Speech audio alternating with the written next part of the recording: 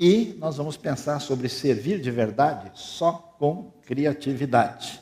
Então vamos ver o que a Bíblia nos diz, né? Aí você pode jogar basquete aí dessa forma aí, se você conseguir.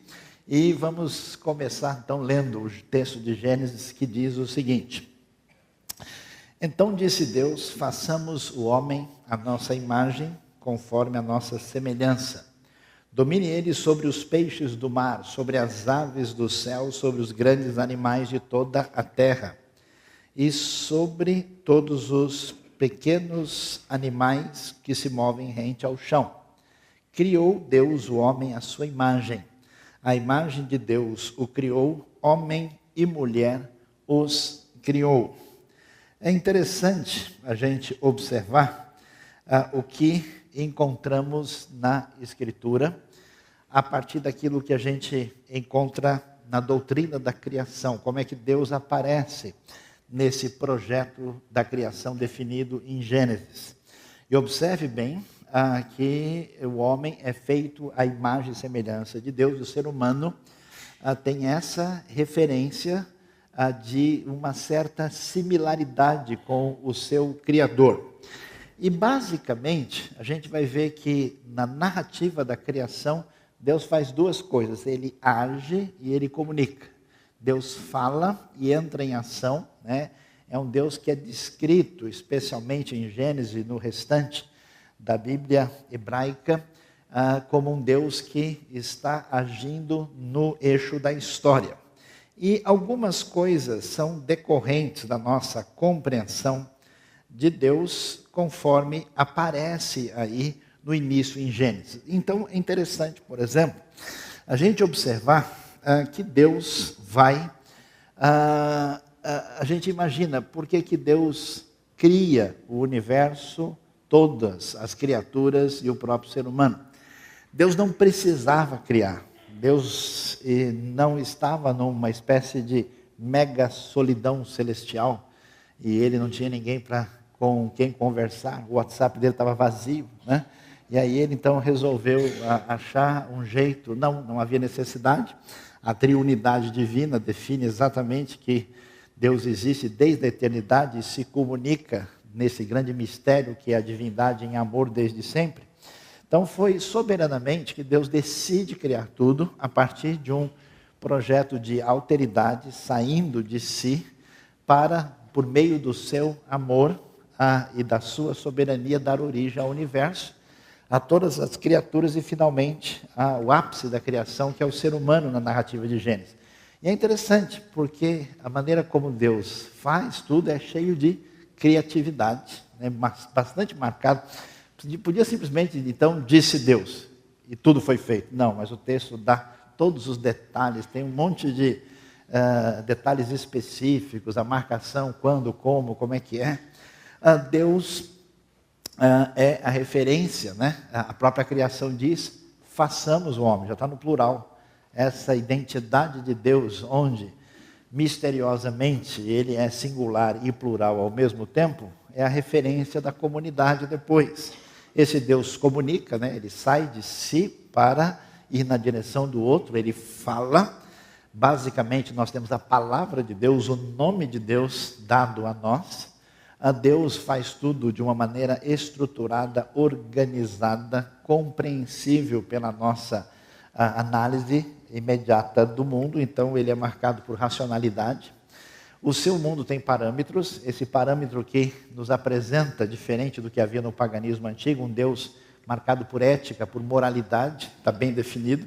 Esse Deus é a referência do trabalho. Você nunca mais vai fazer aquela pergunta de novo. Queria saber quem foi que inventou o trabalho, você acabou de descobrir, né? E então, o meu pai trabalha até agora e eu trabalho também, vai dizer Jesus. E também o tempo é marcado por uma referência ligada a Deus, quando esse trabalho é intermediado por um período de descanso, o famoso Shabat, né? O sábado, que a tradição cristã consagrou como descanso dominical, é quando a gente interfere no tempo para mostrar que esse tempo deve fazer referência ao Criador e sustentador de todas as coisas. E o que acontece? Quando nós vamos ver o ser humano descrito na Bíblia, a realidade é a mesma. Esse ser humano, feito à imagem e semelhança de Deus, Deus é o Criador. Então, num certo sentido, esse ser humano feito à imagem e semelhança de Deus, ele não vai ser criador no sentido de quem é capaz de fazer as coisas do nada, mas ele é transformador da realidade à sua volta. Nós temos o ser humano no pensamento bíblico como uma espécie de participante, de co-criador dessa realidade que aparece. Então é importante a gente destacar isso e aí a gente tentar compreender a realidade de modo mais claro. Porque quando a gente não entende essa dimensão, a gente faz uma separação que confunde a nossa cabeça, uma separação comum, que existe muito nos ambientes religiosos, que as pessoas imaginam que vem da Bíblia, mas não vem de outras fontes de pensamento que separa o sagrado do secular. Então, o que é sagrado? É dar um testemunho, bonito, cheio de palavras religiosas, é falar sobre a pessoa de Jesus, é fazer oração, é a igreja, e fazer algum tipo de trabalho ministerial. O que é secular?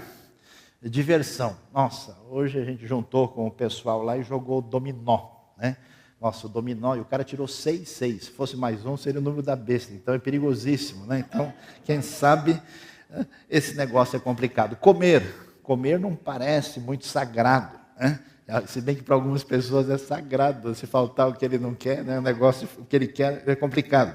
Amigos, viajar, trabalho secular, a gente faz essa distinção. E na Bíblia, o pensamento é que Jesus é o Senhor de tudo, todas as coisas estão integradas. Então, um objetivo que nós devemos ter é exatamente entender como tudo isso deve estar interagindo. Por quê? Porque, de modo geral, muitas vezes, nos ambientes chamados religiosos, as pessoas imaginam que qualquer exercício da mente, do trabalho que a gente chama de secular, da arte, da criatividade, é alguma coisa que está afastado do espiritual. Na Bíblia, tudo isso é decorrente daquilo que nós somos por criação. E na redenção, a Bíblia diz que Deus, de fato, vai nos levar a uma condição semelhante à primeira, ainda melhorada. Então, você imagina só que nos aguarda no futuro. Portanto, uma das coisas valiosas, e nós vamos passear por diversos textos bíblicos para ver isso, é a criatividade. Criatividade tem a ver com um monte de palavras que vai ficar à sua disposição para você ver, com experimentar, com abrir a mente, com transformar, com inovação, com sair do cotidiano, com uma espécie de ousadia para ir na direção de um ambiente nunca viajado, nunca visitado. E quando a gente pensa sobre isso, não é à toa que na história dos grandes desenvolvimentos, das grandes ideias que mudaram a realidade, nós vamos ter gente, geralmente da tradição judaica ou da tradição protestante, que beberam das águas da Bíblia. Por isso, se você está em sintonia com a palavra de Deus, se você entende devidamente o texto, você deveria compreender a importância de uma palavra como essa. Então, por que criatividade é tão importante quanto oração, quanto decorar versículo, como evangelizar uma pessoa? Para começar, a criatividade vem da própria criação de Deus. Você vai ver que como a Bíblia descreve a criação, ela não descreve simplesmente Deus fez tudo que existe. Ela não descreve simplesmente uma criação como uma espécie de mundo material que está aí. Às vezes é até estranho como algumas pessoas religiosas falam da matéria com um desprezo, sem observar a grandiosidade do microcosmo e do macrocosmo que revelam a glória impressionante de Deus. Você vai ver na descrição da criação beleza, diversidade, sabedoria, se elogia todo esse aspecto gigantesco. A última vez que eu li tinha 4,5 milhões de seres vivos diferentes. Olha que coisa impressionante. E tem mais, diferentemente da gente, a Bíblia acha a criação muito divertida. E é surpreendente a gente ver isso. Por exemplo, quando a gente lê o Salmo 104, que é um dos salmos que celebra a criação, ele vai dizer o seguinte: quantas são as tuas obras, Senhor? Fizeste todas elas com sabedoria. A terra está cheia de seres que criaste. Eis o mar, imenso e vasto. Nele vivem inúmeras criaturas, seres vivos, pequenos e grandes. Nele passam os navios e também o Leviatã, que formaste para com ele brincar. Leviatã era um monstro. Alguns acham que era um tipo de plesiosauro, alguns acham que talvez seja aí um desses seres maiores aí do Mediterrâneo, quem sabe um cachalote mais expressivo, alguma coisa assim, e todo mundo tinha pavor, e a Bíblia, num tom super divertido, diz: Deus, o Senhor fez aquela fera gigante no mar, né, para de vez em quando se divertir e fazer bilu-bilu, né, com o Leviatã. E é muito interessante, é muito bonito, é muito assim particular a maneira como a Bíblia nos apresenta isso. Por isso que uma das referências da ciência, que também dialogou muito com o pensamento bíblico, teológico, Albert Einstein, famoso pela física e a teoria da relatividade, ele vai dizer: criatividade é inteligência, divertimos. Então, divirta-se. Vamos ver se você sai daqui e cria alguma coisa antes da gente ir embora. Interessante que a criatividade não é apenas marca, se a gente pode dizer a palavra apenas, da criação, da diversidade, né? Aquela primeira figura que a gente vê é o pássaro diamante, com um monte de cores. É impressionante, né? Um dia eu estava vendo um programa sobre os insetos estranhos da Amazônia. Cada ano eles descobrem vários deles que ninguém sabia que existia. Insetos coloridos, insetos diferentes, é um negócio assim. A gente só pode dizer que Deus teve tempo de pensar em tudo isso, porque Ele tem a eternidade à sua disposição. Mas são muitos projetos. É muita coisa impressionante, detalhada. E esse Deus, marcado por essa extraordinária criatividade, quer adoração marcada por criatividade. A gente, quando não entende isso direito, a gente pensa o seguinte: eu tenho que pisar dentro do quadrado. Se eu pisar fora, a coisa vai ficar complicada. Mas nós vamos ver diversos textos que nos convidam a trabalhar indo nessa direção. A adoração, por exemplo, pensa e se define como algo que vem do coração, algo que é decorrente da experiência. Ela é descrita na Bíblia como diversificada, ela é cheia de alegria, exuberância, e ela produz teologia. E muito interessante como isso é especial. Basta a gente dar uma olhada, por exemplo, no último salmo, o salmo do Saltério, aí, o número 150, que diz aleluia, e acho que todo mundo vai se lembrar que aleluia é louvem ao Senhor, louvem ao Eterno, no seu santuário, louvem-no em seu magnífico firmamento. No Salmo tem muito disso, né, que o firmamento, os céus, é uma espécie de grande templo onde Deus está, porque o santuário terrestre não pode contê-lo, mas ao mesmo tempo, de alguma forma, ele está presente nesse santuário, e ele sempre dialoga nessas duas direções. Louvem-no pelos seus feitos poderosos, louvem-no segundo a imensidão da sua grandeza. E aí começa a orquestra, o Big Band dos Salmos, né? Louvem-no ao som de trombeta, louvem-no com a lira e a harpa. Você imagina, a gente viu uma adoração criativa meio eletrônica aí no começo da nossa celebração, mas fazer um instrumento de qualidade é coisa difícil, né? A gente vê aí como os famosos Stradivarius da vida, aí, os mesmos instrumentos de hoje, feitos com perfeição. Imagina o que é fazer um instrumento naquele tempo. Imagina o que é fazer um instrumento na época de Davi ou anterior a Davi. Eu estava numa área de arqueologia no Museu Israel, e aí o pessoal ficou surpreso, porque eles conseguiram encontrar, numa escavação, várias estátuas de mulheres que estão celebrando, adorando, e elas estão com pandeiros nas mãos, batendo ali, né? Eu falei, olha o lado brasileiro da Bíblia aí, ninguém sabia. Olha o sinal interessante, né? Olha o Êxodo capítulo 15, olha Miriam aí. E é interessante demais, porque a gente vê, imagina o que é, trombeta, a lira, a harpa, e a gente tem a trombeta que é com chifre de carneiro, o chofar também. Se usava trombetas de prata, mas um pouquinho mais adiante na história do templo. Olha lá, louvem-no com tamborins e danças. Esse é o versículo menos batista da Bíblia, mas ele continua aí. Louvem-no com instrumentos de cordas e com flautas, louvem-no com símbolos sonoros, louvem-no com símbolos ressonantes. O Salmo faz questão de gastar tinta, de gastar palavras, de fazer uma lista de todas as formas variadas de instrumentos que glorificam a Deus. Porque existe uma chamada à diversidade. Existe uma rejeição da monotonia. Existe uma ideia de que uma pessoa que faz um negócio só porque esse é o jeito de fazer. Não, é a gente fazer isso de uma maneira bonita, ampla, diversificada, marcada por bastante criatividade.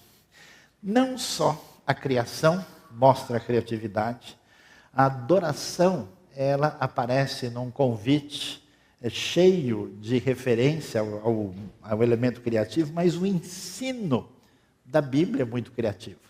É uma espécie aí, né, de teologia do Lego, né? Teologia da montagem. Por quê? Porque Deus poderia ter muito bem dito o seguinte: pessoal, vocês devem saber que eu sou santo, que eu sou poderoso, e ele poderia ter entregue um tratado de teologia sistemática aos israelitas no deserto. Falou, agora o problema é de vocês, leiam.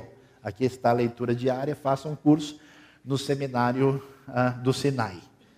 Mas Deus não fez isso. Deus fez um negócio muito legal. Ele fez o pessoal brincar de montar e desmontar. E nesse monta-desmonta, a coisa ficava tão bonita e tão concretamente definida, que essa coisa especial do amor de Deus pela nação de Israel na aliança, e como o pecado afasta a gente de Deus, como o pecado tem consequências terríveis, por isso o sacrifício faz referência à morte como associada ao pecado e como consequência do pecado, e como é que a gente pode chegar perto de Deus, apesar dessa distância, dessa alienação e dessa dificuldade. Tudo isso está tremendamente representado lá. E é impressionante. Em tudo há um simbolismo direto muito significativo. O que a gente vê então nesse ensino que aparece? Muita arte, a ação do Espírito Santo. A gente não relaciona o Espírito Santo com arte, né? É difícil ter um museu de arte de qualquer tipo, qualquer lugar. Eu já visitei vários, nenhum deles faz referência ao Espírito Santo, a não ser que ele fique lá no estado do Espírito Santo. É o máximo que eu já vi. Beleza, o ensino concreto. E, aliás, tudo isso caminhava na direção de ensinar o povo como adorar a Deus. A gente lê Êxodo, do capítulo 25 ao 40, você tem ali o que é chamado de uma teologia do culto. E olha que coisa, quando a gente lê Êxodo 31, a gente vai ver como é que essa diretriz se definiu. Disse então o Senhor a Moisés: eu escolhi Bezalel, que aliás é o nome da Academia de Artes de Israel até hoje, filho de Uri, filho de Ur, da tribo de Judá, e olha só, e eu enchi do Espírito de Deus, dando-lhe destreza, habilidade e plena capacidade artística para desenhar e executar trabalhos em ouro, prata e bronze. Eu já descobri que minha ação do Espírito na minha vida nessa área está terrível. Não funciona quase absolutamente nada, né? Quando eu caio de joelho na praia, de vez em quando eu faço um ó, mas não vai muito além disso. E para talhar e esculpir pedras, para entalhar madeira e executar todo tipo de obra artesanal.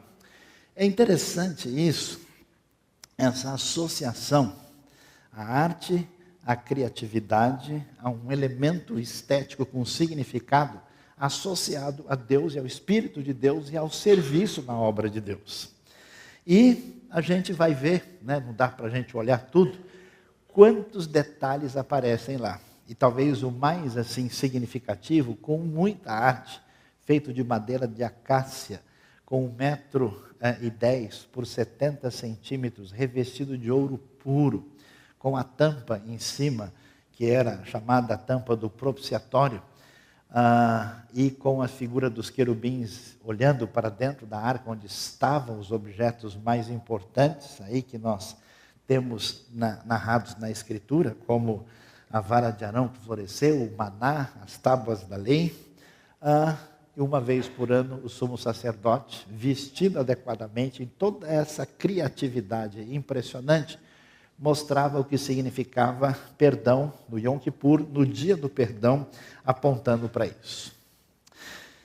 Uma coisa que continua apontando para a gente, na direção da criatividade, dessa ação necessária que nós devemos ter na nossa vida, na nossa relação com Deus, na nossa caminhada, é o silêncio divino. Por quê?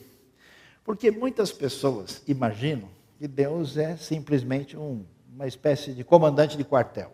Então ele 1, 2, esquerda, direita. Tem muito cristão que ele se comporta assim. E às vezes ele chegando para você e fala, escuta, pastor, é esquerda ou direita? Para que lado que eu piso? E é basicamente um tipo de vida sem qualquer autenticidade e caminhada legítima. É interessante que Deus, muitas vezes, não responde. Por quê? Porque Ele quer que você entre em ação. Muitas vezes não há diretrizes especificadas na Bíblia. Eu acho interessante, você vai ler, por exemplo, o texto dos dons espirituais. Ele é extremamente detalhado. Aquele que tem dom de ensinar, que ensine. Obrigado, beleza. Resolveu tudo. Por quê? Porque não tem o como. Por que não tem o como? Porque não é para ter. Como é que eu faço? Se vira, vê se arruma um jeito de descobrir. Se ensinar nos tempos antigos era com pedra de argila e fazendo desenhos nela, e depois tinha lá o seu caderninho de 20 quilos. Ajudava o cara a perder peso quando ia para a escola. Hoje em dia você ensina no Instagram. Hoje em dia você tem uma série de realidades distintas. Por isso, Deus muitas vezes fica em silêncio. Deus faz com que a pessoa fique na espera. Não é impressionante? Um apóstolo Paulo, que é o apóstolo Paulo, pedindo que Deus resolvesse o problema dele, ele recebe uma palavra consoladora do tipo, a minha graça te basta. Gostou? Beleza? Quer conversar mais? Eu insisti com ele. Mas a realidade não é assim. Existe um perigo na nossa mente, no nosso relacionamento, eu diria, irresponsável diante de Deus, quando a gente quer deitar eternamente em berço esplêndido, e não tomar nenhuma atitude, e supostamente dizer que Deus vai mostrar para mim o que eu devo fazer. E às vezes a coisa não é assim.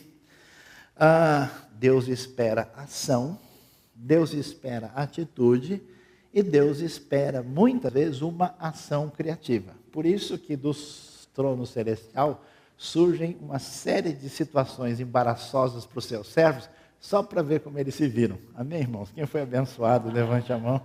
Quem gostaria de vir aqui à frente agora, vamos orar, né? É interessante. Olha só o que diz Isaías. Verdadeiramente, tu és um Deus que se esconde, ó Deus e Salvador de Israel. Se Deus é o Salvador, como é que ele se esconde? Isaías está falando no momento em que o povo está sendo restaurado do cativeiro, que parece não ter explicação. O que as pessoas querem? Não querem um Deus que se esconde, que é um Deus que se vê. Quais são os deuses que se veem? São os ídolos, que são manipulados por nós, que na verdade refletem o nosso controle indevido das coisas. Por isso, todos que fazem ídolos serão envergonhados e constrangidos, juntos cairão em constrangimento. É necessário entender que Deus não apresenta uma espécie de programa fatalista sobre a nossa vida. Por isso, na Bíblia tem uma série de histórias interessantes que mostram para a gente a hora do santo jeitinho. Sabe que o jeitinho é complicado, tem vários jeitinhos. Eu vou até tomar um copo d'água, porque o negócio é difícil, né? Tem vários jeitinhos aí com guarda de trânsito, né? Com fiscal da prefeitura e outras coisas mais, que nem convém mencionar entre nós, que são absolutamente dispensáveis, porque são prática de desonestidade e de corrupção. Mas existe o lado bom do jeitinho. Até a língua hebraica tem uma palavrinha chamada leristader, que significa exatamente isso: ajustar a situação. E isso está ligado com a realidade de que é necessário e é importante ser criativo e saber inovar, saber fazer diferente. Por quê? Porque, primeiro, a vida é imprevisível.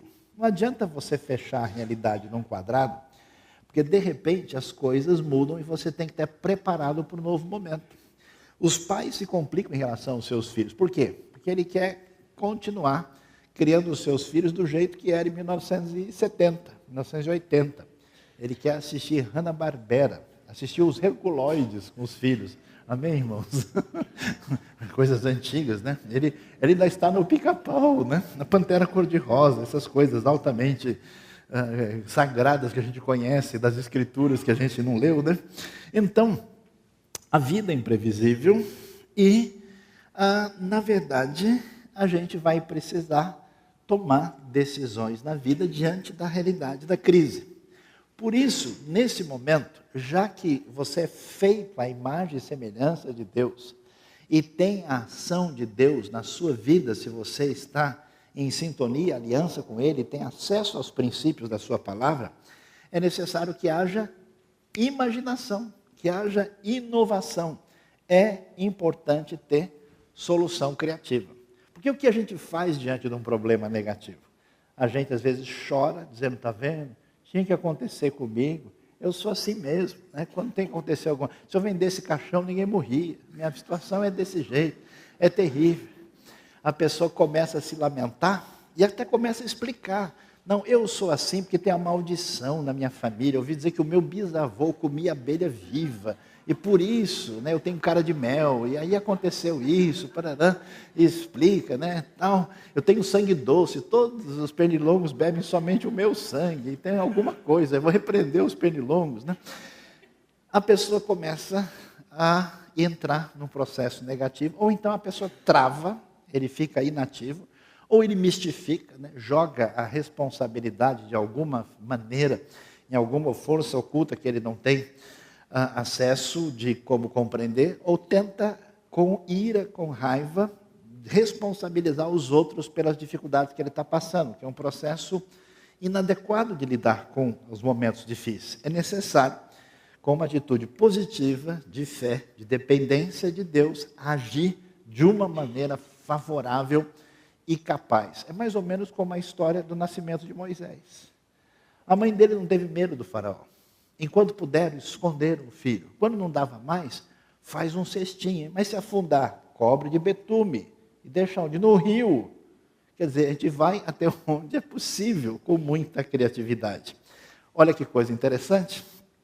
Dá uma olhada na vida das pessoas que andaram com Deus e são muitas vezes apontadas como pessoas que a gente deve conhecer a sua trajetória. Um dia, Davi ficou numa situação difícil. Ele estava lá no meio dos filisteus, que eram inimigos poderosos, e que podiam destruir completamente o povo. E o que Davi ia fazer quando o pessoal começou a desconfiar dele? Quando levaram ele diante do rei filisteu, Aques, rei de Gate, olha o que aconteceu. Por isso, na presença deles, Davi fingiu que estava louco. Enquanto esteve com eles, agiu como um louco, riscando as portas da cidade e deixando escorrer saliva pela barba. Olha lá o Oscar de melhor ator convidado, né? Aques disse a seus conselheiros, veja este homem, ele está louco. Por que trazê-lo aqui? Será que me faltam loucos para que vocês o tragam para agir como doido na minha frente? Descobriu como é que o seu trabalho tem sintonia com textos bíblicos? O que ele veio fazer no meu palácio? Quando o pessoal disse, mas esse não é o Davi? Não é aquele guerreiro que o pessoal estava dizendo que ele fez isso? Ele é uma ameaça. A gente tem que dar um jeito dele. Quando o Davi viu que o bicho pegou, ele não teve dúvida ali. Começou a babar. Virou pelos cantos, fez o maior show lá. E o rei olhou para ele e falou, esse cara é maluco. Vocês não têm o que fazer, me trazer um doido. Esse cara já era. Manda ele embora daqui. E nisso Davi salvou a sua vida. Interessante que no texto bíblico não aparece nenhuma espécie de ideia mistificada. Davi se salvou pela sua criatividade, pela sua atitude. Se você já pensou, não, mas isso aí é no tempo do Velho Testamento, no tempo do rei Davi. Davi também teve um monte de problemas na sua vida. Então vamos ver o exemplo do apóstolo Paulo. Atos, no capítulo 23. Paulo está lá no meio de uma confusão, porque ele foi acusado indevidamente de desrespeitar o templo e de ter levado um gentil para dentro do templo, o famoso Trófimo, que veio de Éfeso. Paulo está sendo acusado, e aí ele vai chegar no meio de um tribunal religioso judaico. Só que o tribunal está dividido. Uma parte da galera torce para um time, outra parte torce para o outro. E esse pessoal não se entende. Os fariseus são de uma linha, os saduceus são de outra. Quando a coisa está animada, o que o texto diz? Então Paulo, sabendo que alguns deles eram saduceus e os outros fariseus, bradou no sinédrio: irmãos, sou fariseu, filho de fariseu. Estou sendo julgado por causa da minha esperança na ressurreição dos mortos. Pronto, acabou. Ninguém quer nem saber onde é que está Paulo mais. Dizendo isso, surgiu uma violenta discussão entre os fariseus e os saduceus, e a assembleia ficou dividida. Os saduceus dizem que não há ressurreição, nem anjos, nem espírito, mas os fariseus admitem todas essas coisas. Houve um grande alvoroço, e alguns dos mestres da lei, que eram fariseus, se levantaram e começaram a discutir intensamente, dizendo: não encontramos nada de errado neste homem, de repente está tudo certo com ele. Quem sabe se algum espírito ou anjo falou com ele? Olha só como a coisa mudou. A discussão tornou-se tão violenta que o comandante teve medo que Paulo fosse despedaçado por eles. Então ordenou que as tropas descessem e o retirassem à força do meio deles, levando-o para a fortaleza. Saibam vocês que isso salva a vida de Paulo. Ele sabe que ele está numa situação difícil.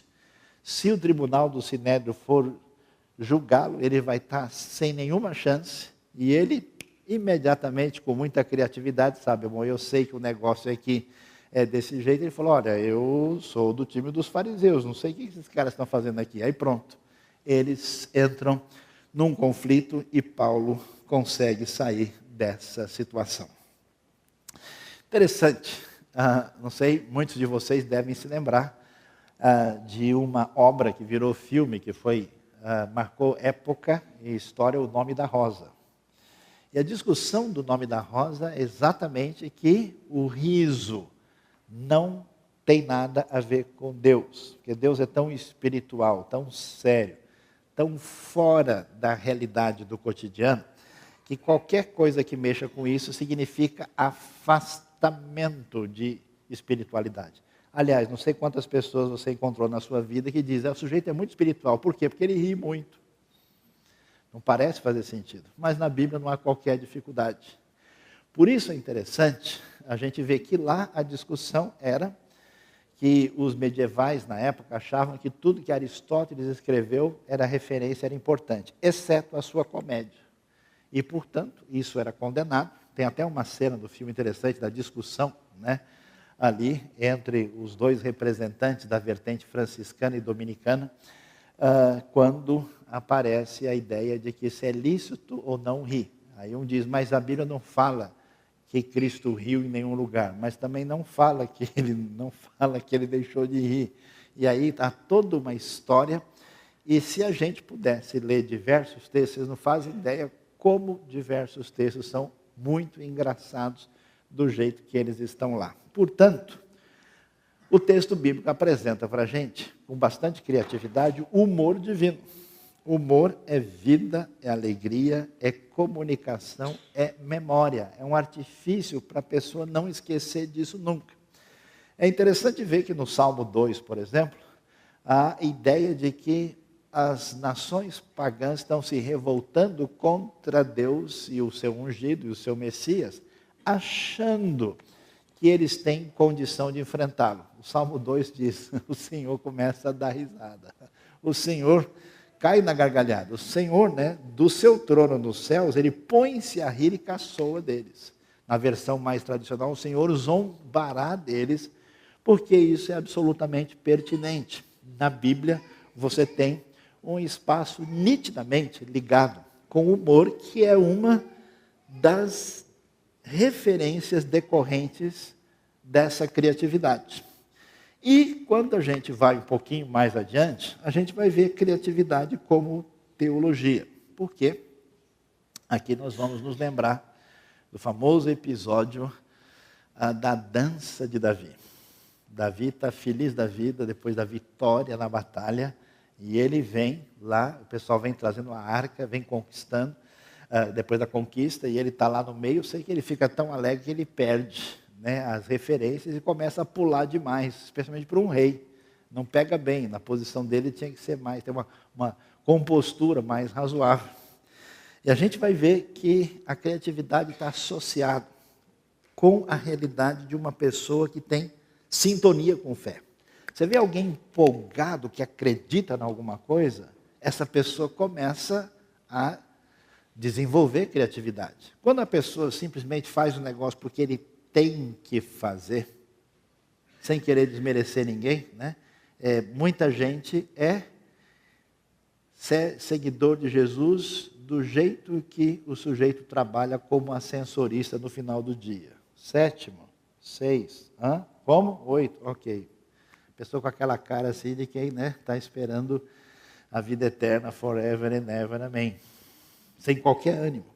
Criatividade está ligado com fé, com alegria, com esperança, com vitória, com convicção, com mudança, com inovação.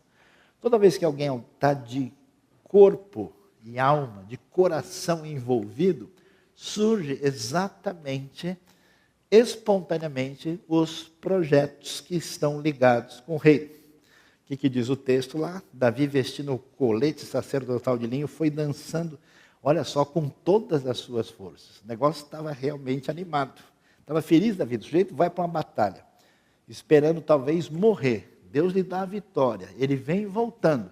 Ele chega lá, naquela comemoração total. Enquanto ele e todos os israelitas levavam a arca do Senhor ao som de gritos de alegria e de trombetas. Aconteceu que, entrando a arca do Senhor na cidade de Davi, Mical, que era esposa dele, filha de Saul, observava de uma janela. E ao ver o rei Davi dançando e comemorando perante o Senhor, ela o desprezou em seu coração. E a Bíblia vai mostrar que Deus a repreende, rejeita profundamente a sua atitude de não estar em sintonia com uma adoração comemorativa e criativa. E aí, o que a gente vê? A gente volta para a dimensão, quando a gente precisa entender que o Deus da nossa salvação, Deus do nosso perdão, é o mesmo Deus que nos criou. Eu fico impressionado quando a gente pensa no reino, nos projetos, e como tem gente produtiva, criativa e capaz de fazer tanta coisa na vida acadêmica, na vida profissional, na vida pessoal, às vezes por um mero gosto, às vezes simplesmente para ganhar um pouco mais de dinheiro, às vezes para uma realização, e no reino a pessoa improdutiva, porque ela acha que essa criatividade que serve a pessoa para fazer uma receita nova, para compor uma música nova, para fazer uma obra de arte que ela acha que é uma higiene mental, para desenvolver um projeto X aqui, projeto social, projeto na área de TI, projeto de todos os tipos, a pessoa não desembucha, não sai do lugar, não desenterra, porque ela vive numa separação de realidade que não corresponde à proposta da Escritura Sagrada. Por isso, a gente deve viver a vida da seguinte maneira: desfrute de tudo que existe como se fosse um culto. Aquela ideia, de que toda a manga que a gente come, amém, irmãos? Quem foi abençoado? A manga está cara, vamos mudar a goiaba, mais barato um pouco, que a gente come, é para a glória de Deus, o enfeite que alguém põe num doce que vai ser servido para visita, tudo que é feito de coração, um simples desenho, alguma coisa que a gente faz, até mesmo para 2, 3 crianças brincarem. Isso deve ser feito como um ato de adoração a Deus. E ao mesmo tempo, alegre-se em Deus em tudo. Porque aquele negócio, o cara vai na piscina, ele fala, Deus não vai na piscina. Ele deve ser, ele não gosta acho que ele, na verdade, ele gosta de batismo com pouca água, então ele não chega aqui, né? Não, se eu vou fazer... E a pessoa vive numa realidade onde causa, inclusive, uma espécie de esquizofrenia. Porque quando você vê um filme, isso é bom ou mal? Isso é uma atividade espiritual? Não, você é mais ou menos cristão. Depende de que filme você vê, por que você vê. A sua dimensão com Deus desaparece? Ou você pode ver um filme, continuando a ser plenamente cristão, apreciando o aspecto de arte, criticando aquilo que deve ser criticado, vendo coisas interessantes, aprendendo como é que você se relaciona, ou você vive nesse mundo que entra nessa sauna de quente e frio e fica uma espécie de louco religioso. Não faz sentido.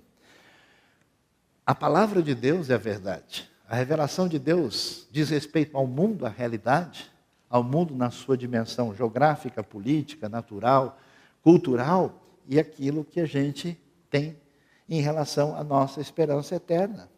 E a gente precisa ser plenamente cristão em todos os sentidos. Por isso, a Bíblia termina com conselhos importantes para a gente. Assim, quer vocês comam, bebam ou façam qualquer outra coisa, façam tudo para a glória de Deus. Então, quando você tomar o cafezinho aqui na frente, antes de entrar para a nossa reunião, tomem o café para a glória de Deus. Amém, irmãos? É café que a gente toma o café, né? O texto vai dizer em Colossenses 3:23, tudo o que fizerem, façam de todo o coração, como para o Senhor e não para os homens.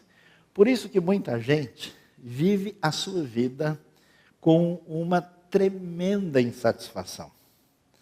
Uma vez perguntaram, um sapateiro perguntou para o Lutero, na época que a reforma estava se desenvolvendo, o que ele deveria fazer para honrar Deus.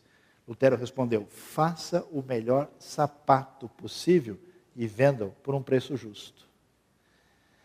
Quando alguém imagina que as suas atividades não religiosas não têm muito valor e não servem para nada, e só se ele fizer atividades espirituais equivale, essa pessoa vai terminar louca. Ou vai terminar numa espécie de peso, de culpa. Eu conheço gente que passa a vida assim tentando garantir uma segurança para quando tiver com 90 anos poder se dedicar ao Senhor. E não existe limite para essa segurança, a pessoa define. Quando, na verdade, você é necessariamente convidado a dedicar-se a Deus plenamente na sua vida, no lugar que Deus coloca você. Todos são missionários, todos estão em ação no reino, seja no cinema, seja na bolsa de valores, seja empacotando numa mercearia, seja trabalhando num restaurante. Faça o melhor que fizer. Se você vai fazer um churrasco, amém, irmãos? Agora todos se animaram, né? Tem que fazer para a glória de Deus. Aí isso é mais fácil, né? Agora se for chuchu com abóbora, aí Deus vai ter que revelar muita coisa. Vamos lá. Façam de todo o coração, não para o Senhor. Então, crie os seus filhos, não para você, para o Senhor. Desenvolva o seu projeto, progrida culturalmente, vá adiante no seu negócio, cresça financeira e economicamente, entendendo que você serve a Deus e tudo que você desenvolve é uma maneira de adorar a Deus e de usar isso para a glória de Deus e para o crescimento do reino. Portanto, sirva a Deus com criatividade. Crie os seus filhos não como robôs que simplesmente repetem coisas, mas que são levados a serem pessoas que raciocinam, que pensam, que tomam atitudes, e não simplesmente com uma lista de diretrizes que se pisa no quadrado. Encha de vida o seu coração, porque esse que é o negócio. Para alguém adorar e fazer festa para Deus com o Big Band dos Salmos, essa pessoa tem que estar, né? O Senhor é o Senhor, tem que estar de boa. Celebre a Deus com fé, porque só celebra, só vai adiante quem acredita que está chegando lá. Ser criativo é ser o que Deus deseja, porque Ele nos formou assim. Veja que você desde criança sonha, pensa, deitava de noite, ficava inventando história na sua cabeça. Foi Deus que fez você. Foi Deus que criou assim.